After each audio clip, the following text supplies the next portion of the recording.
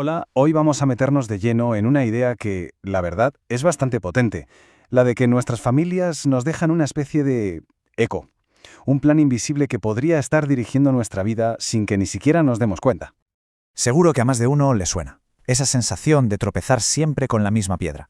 Da igual si es en el trabajo o en las relaciones. Parece que hay algo que te empuja a tomar ciertas decisiones una y otra vez.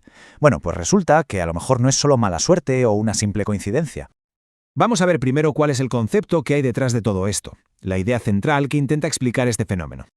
Lo que nos dice esta teoría, en pocas palabras, es que los dramas familiares, los conflictos importantes que no se cerraron bien en su momento, pues no se evaporan, se quedan ahí, como encapsulados, como una energía que pasa de padres a hijos y que de alguna manera busca salir a la luz para ser resuelta. Vale, pero ¿de qué clase de conflictos estamos hablando? O sea, ¿qué es exactamente lo que llevamos en esa mochila familiar invisible que ni siquiera sabemos que está ahí?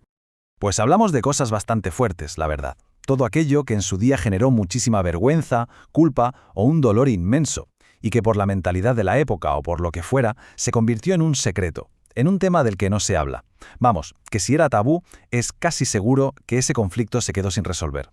Y aquí está la clave de todo. Esta herencia no es algo abstracto, ¿eh? Funciona casi como un programa informático instalado por defecto.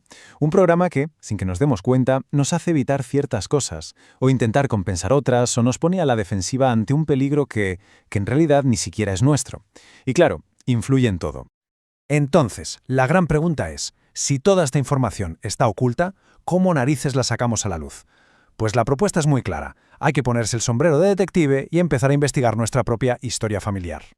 Y para esta investigación se proponen dos caminos que de hecho se complementan muy bien.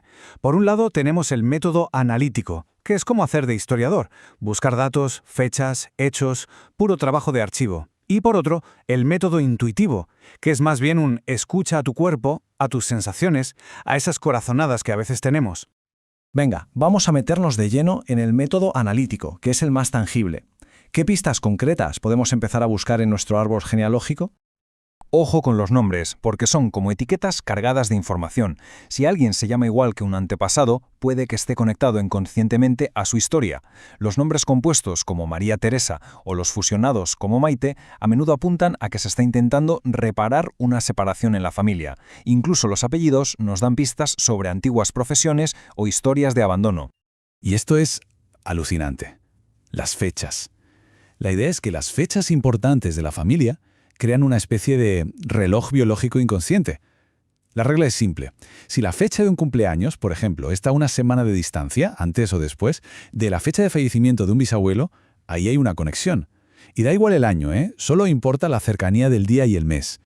Y si queremos hilar más fino, aquí tenemos una herramienta súper específica.